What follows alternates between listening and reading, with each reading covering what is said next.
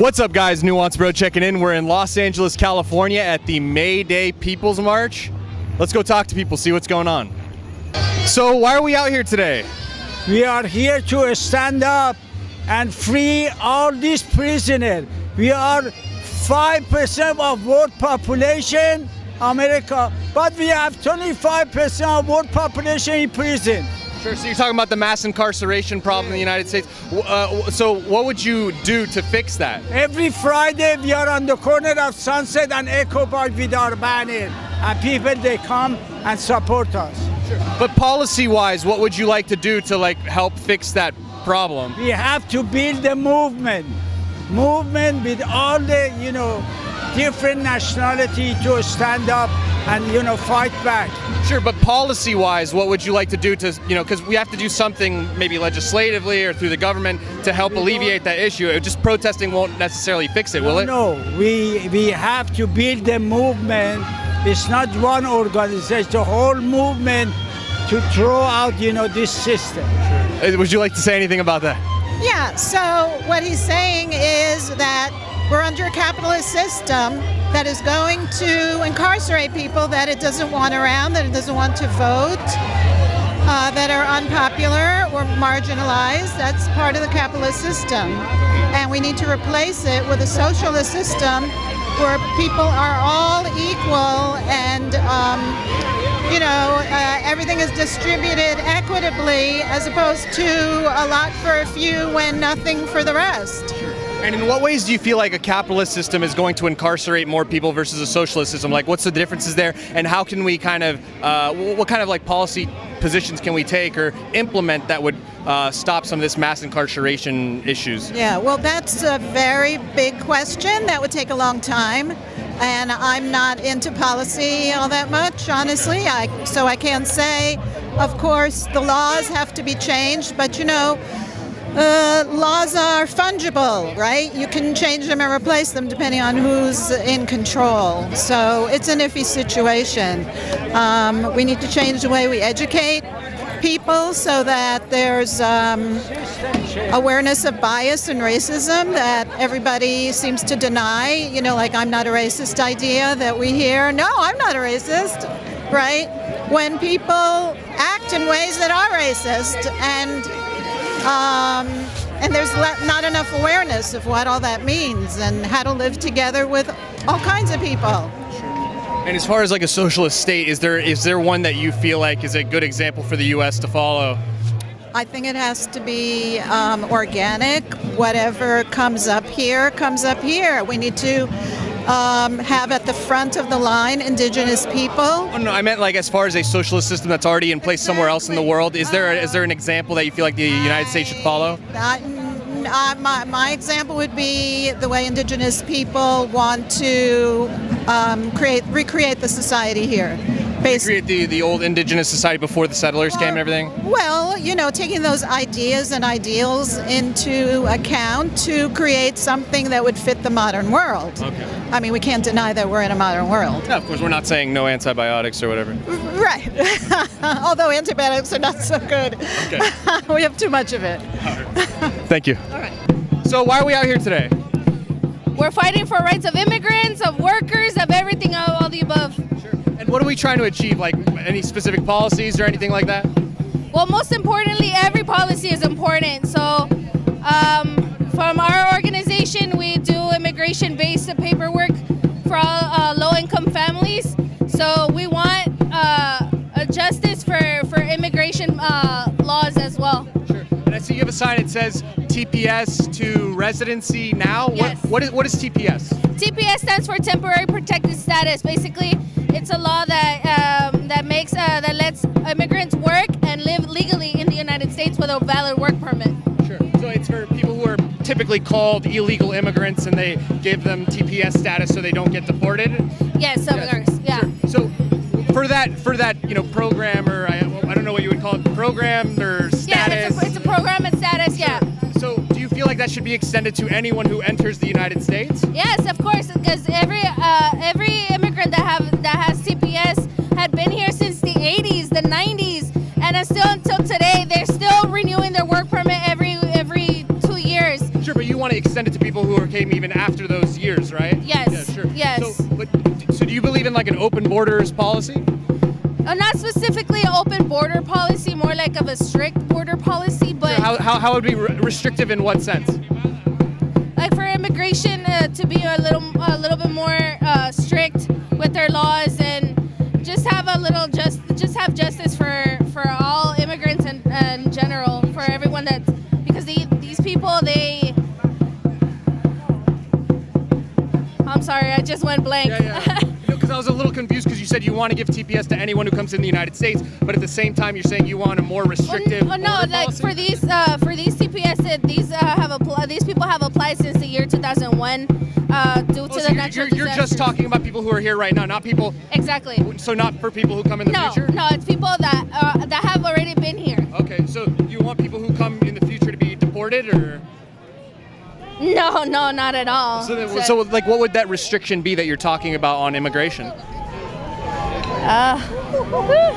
I'm just confused because I don't understand. Like, it's like the ones after the 2001, but like not after. I was like, you also want more restrictions.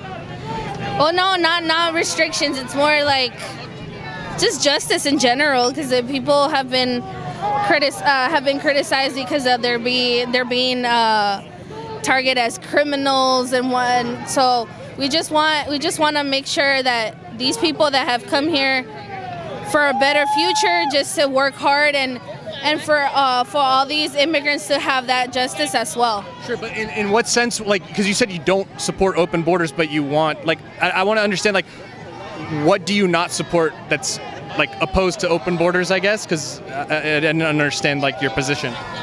Well, to be honest, I really don't know. Okay. I really don't know what, but it seems like a more of an open borders position that you do hold. Okay. Yeah.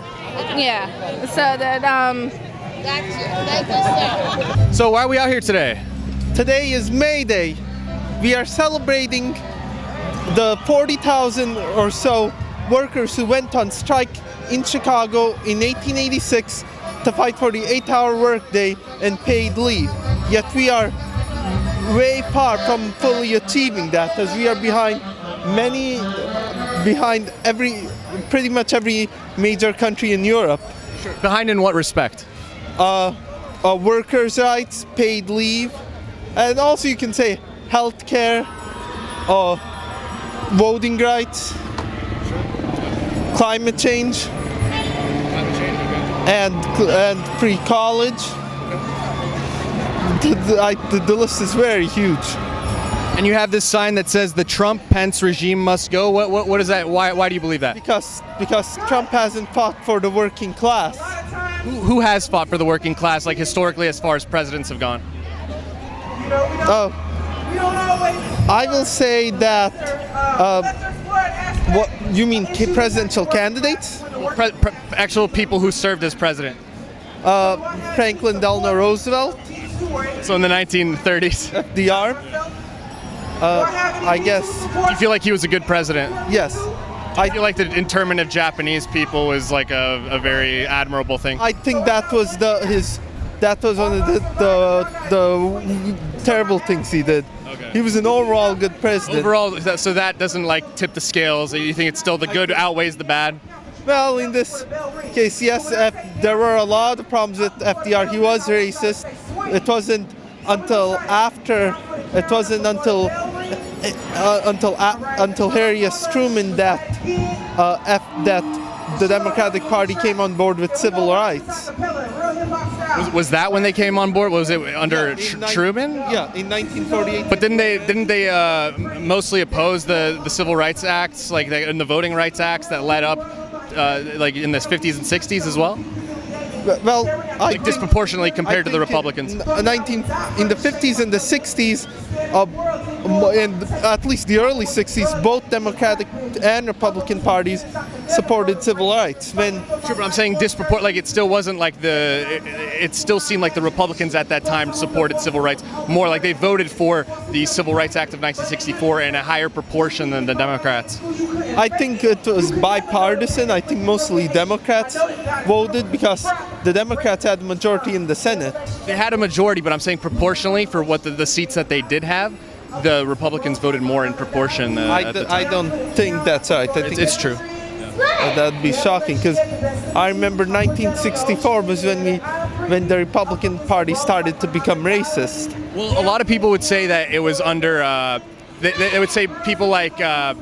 Who was it? The Southern strategy. They like to talk about how that's when the parties switched and stuff. And a lot of people think it happened later in like the 80s or something like that. Yeah, the thing is, first in 1964 we had a right-wing extremist, not as bad as what we have right now, named Barry Goldwater.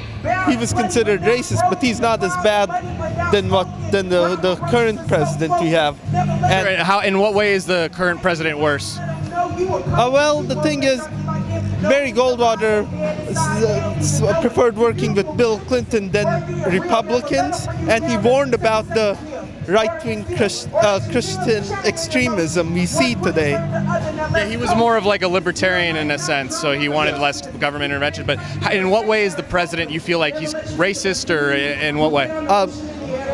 He's racist when he, in many ways, when he separates immigrant families. You think that's a racist policy? Yes. You think it's motivated because he wants to separate brown people or something, or? Yeah, and when he, What's the evidence for that? well, think of all these attacks we've had, whether it's Charlottesville, the synagogue in Pittsburgh, look at Soway. Is Trump responsible for those? Well, his base is, a lot of his base are the ones carrying out these attacks. True, but haven't there been? Does that mean, if, for example, when Muslim groups attack, does that mean all Muslims are responsible for the attacks that those people do? No. Aren't you kind of assigning collective responsibility in a sense, saying Trump is responsible for the actions of other people? Well, the thing is, hate crimes have grown underneath the Trump administration. Sure, but do you think that just correlation equals causation in that sense? I'm not so sure. By the way, guys, don't forget to hit that subscribe button and notification bell for future videos. So why are we out here today? Because it is International Workers' Day. Sure. And what are we trying to achieve? We're trying to achieve the abolition of capitalism in favor of a more humanistic economic system.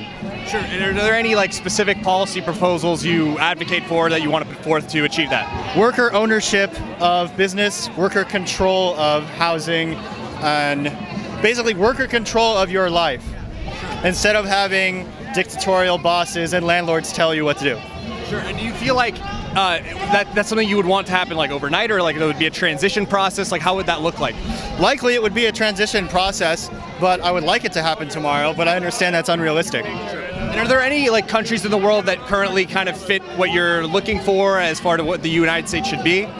Not completely. There are certainly countries that are steps in the right direction. Like more than others? Or? More than others, yeah. And there an steps in example? the wrong direction as well.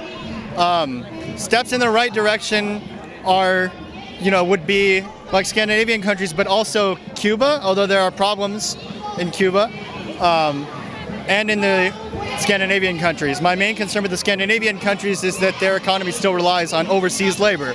Yeah. And it's still very much capital. Like they're actually. And it still very much is capitalistic. They're not socialist countries by any. They're social democracies. They're actually like even higher on the economic freedom index in the United States. Yeah. In a lot of ways. Because they have slightly more worker control and they have more stronger unions. So in that respect, you support that more. I support that more than I support the United States' current system. Yes. And is there any presidential candidate or anything that you support at the moment? I support Bernie Sanders, although I don't find him to be perfect. I feel there are some issues in which he could be better on, specifically foreign policy. I would like a candidate who is against foreign intervention right out.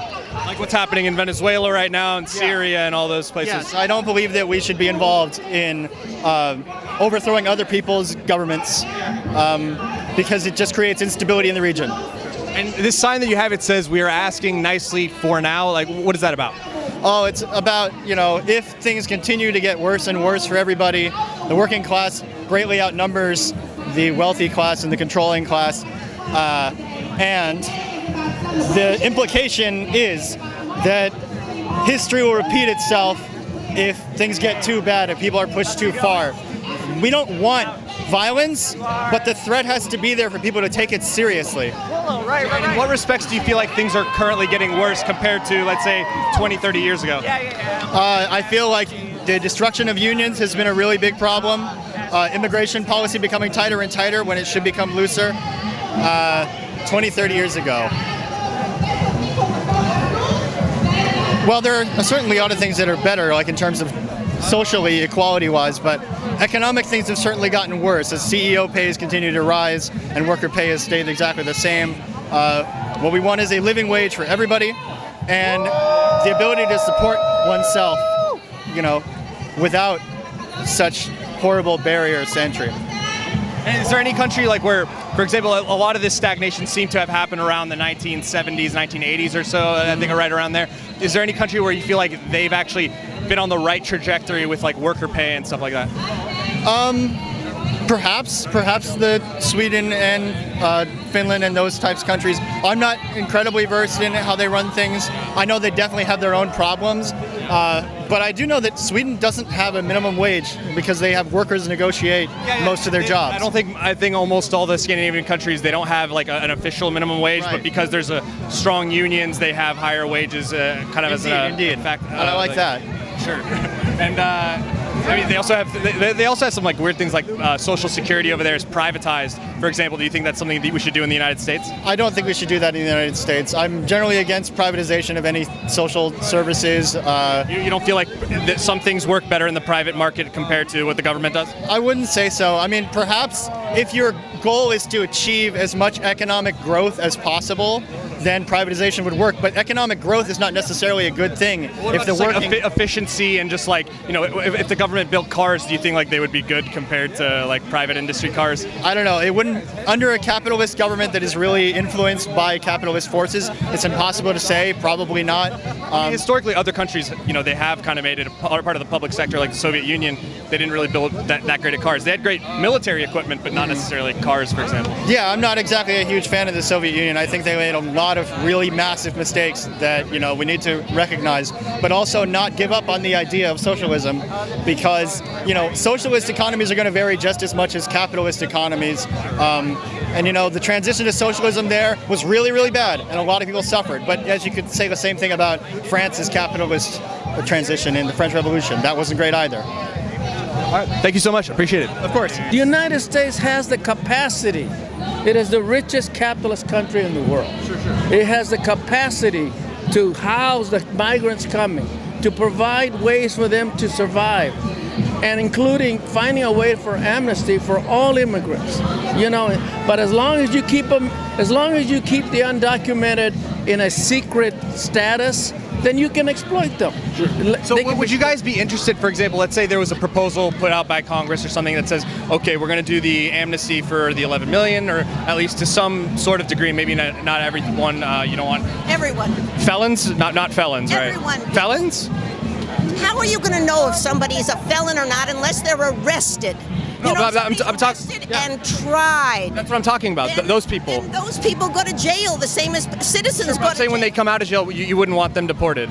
No. Okay. I think that, and just like I also believe that all people in jail should have the right to vote, and when they serve their sentences, then they should be let out and have full rights as citizens. We don't do that with the people who were born in this country. I think that people who come from other countries should be treated the same. I believe in equality for all. So someone like Dylan Roof, who shot up the church with I think it was all the blacks, you think he should be able to vote in jail?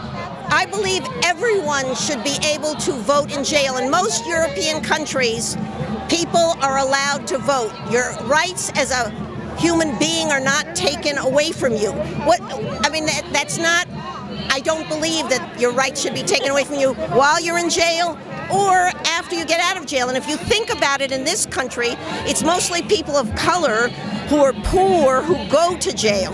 And they go to jail for drug-related things. They go to jail because they're driving while black and some cop stops them. I don't think they officially like book them under driving while They black. don't, but they don't stop white people and harass white people in the same way that they harass people of color, and the percentages in jail show that.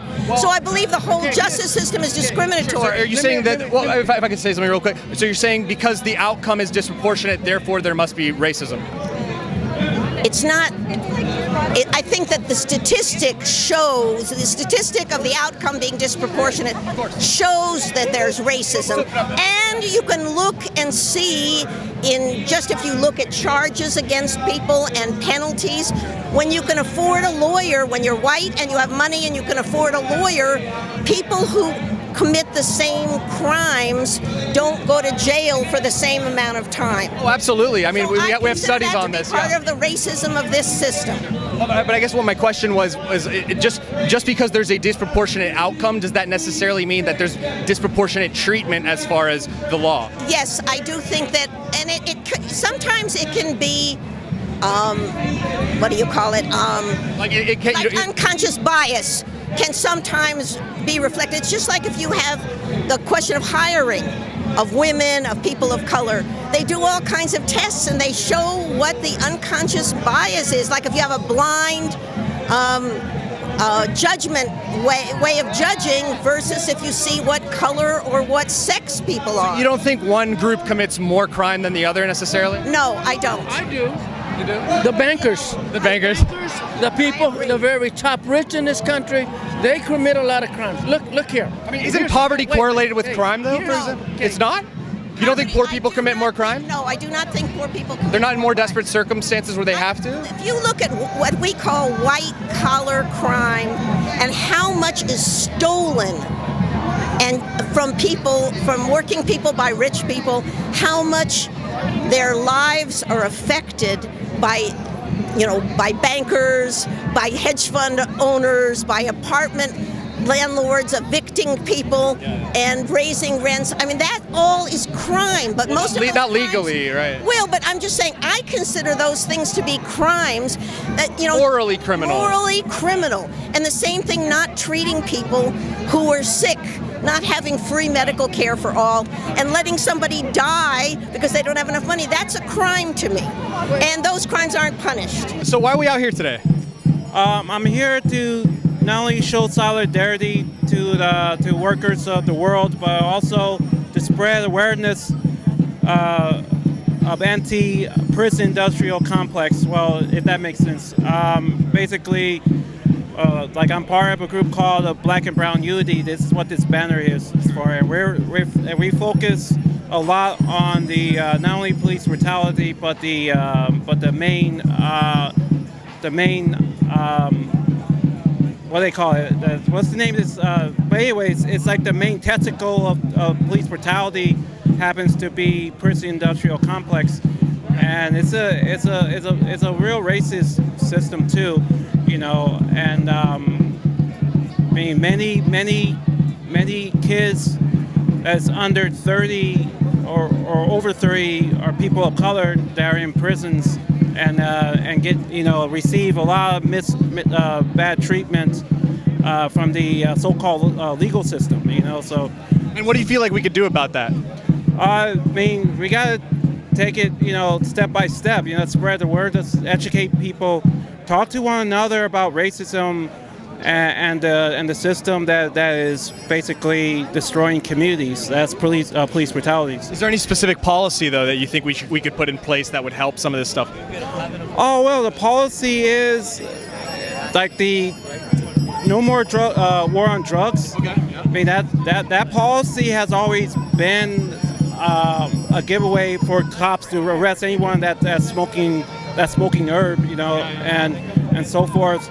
The drug policy is one. The other is basically just know your cities.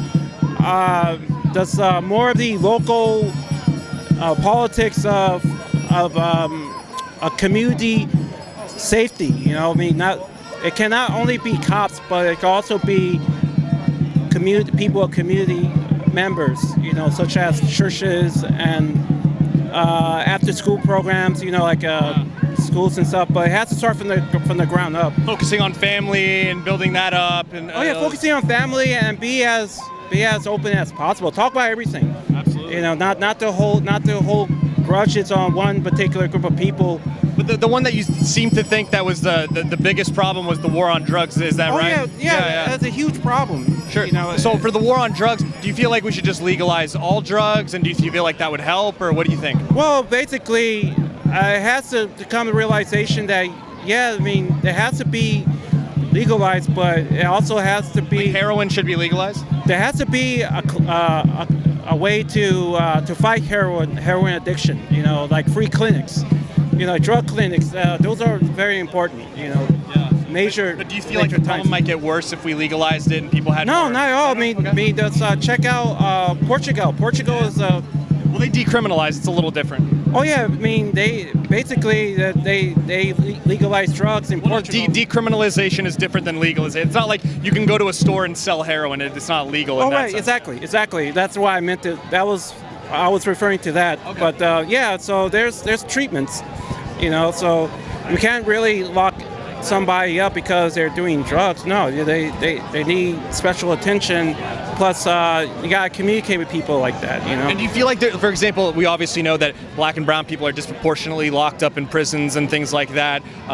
Do you feel like all of that's due to racism, or do you feel like there's anything with it? Yeah, racism is. But you think it's 100% racism, or do you think there's like maybe 90%? Or it's more than 90%. do you feel like there's the communities can do anything themselves to be like, look, maybe you don't feel like they commit more crimes necessarily than other groups, or? It's not a one particular group. It's basically how the system has really divided communities and point fingers at try to point finger at one group over the other. You know, I was asking, like, do you feel like, for example, between like blacks, do you feel like they commit more murders than whites proportionally? Well, who told you that? Well, isn't that reflected in the FBI numbers? Well, that's really a bogus explanation, because it's a justification to lock one group of people up because they're violent. No, that's pretty much men of all colors. You know. No, but I meant like, you know, you would want whoever commits a murder to obviously get locked up, of course. But it doesn't necessarily have to be one particular nationality, because. No, we're not saying it is, but I'm saying, for example, whites get arrested for murder, Hispanics get arrested for murder, Asians, blacks, everyone gets. That's the police state. That's what they do. You know, the police is good at arresting somebody, but at the same time have more of a brutality over one group of people of their nationality. You know, you don't think one group of people is committing more crimes than another group of people, or? No, you just asked me that already. No. Okay. No. It has nothing to do with a race. No, is that assertion of yours based on any sort of statistical reality? Well, I can't really answer that question. All I'm saying is that we gotta, talk about war on drugs and say that it's basically a justification to arrest a group of people because they're doing drugs. You know, it's a misuse. It's a no-brainer. You know, they don't deserve to get arrested and locked up, but they do deserve help. You know, they do deserve much attention, medical attention, and a human bondage as well. So why are we out here today? We're here asking for human rights, for workers' rights, for indigenous rights. Says no borders, no walls. And what kind of specific policy would you like to put forth to achieve some of your goals? We actually do need a just immigration reform that includes everybody. Everybody who wants to come, everybody who's here in the country, yes. So like, for example, amnesty for all 11 million or something like that? Well, we know that the Central American countries the people are coming in response to all the wars and all the attacks, a lot of times perpetuated by the U.S. government. And what we're asking now is that we open our arms to those immigrants, to our brothers and sisters, and also to the ones that are already here, so they could have an immigration status here. So do you believe in an open borders policy? I believe that the land previous to this country was like that. and that's how we want to be able to migrate as we need. I mean, I guess there obviously wasn't like some official central government operating the entire land of the United States the way it does now. But I mean, certain tribes wouldn't let other tribes like come in, or other people come in, and kind of like they would probably view that as an invasion, wouldn't they, historically? It was also a lot of conversations and dialogue among And the a lot of tribes. war and bloodshed as well. And a lot of conversations and dialogues. Sure. Yes. So as far as no border, no wall, does that mean, so like you were saying, indigenous, the way it was, like, just, do you believe we should take down existing walls right now? Yeah, I mean, they've been in place only for a short amount in history, and our history is way longer than that, yes. And do you feel like there could be any sort of negative consequences economically or culturally, socially, if we just had an open border? Like, what if 100 million people came over tomorrow? You don't think that would put a strain on our infrastructure or anything? I believe that everything can be worked around if we have a good heart in it and a good mind in it, yes. Thank you so much. Appreciate it. All right, guys, that's the end of the video. Don't forget to like, comment, and subscribe. Social media links are in the description box below, as well as merch. And I'll see you next time, bro.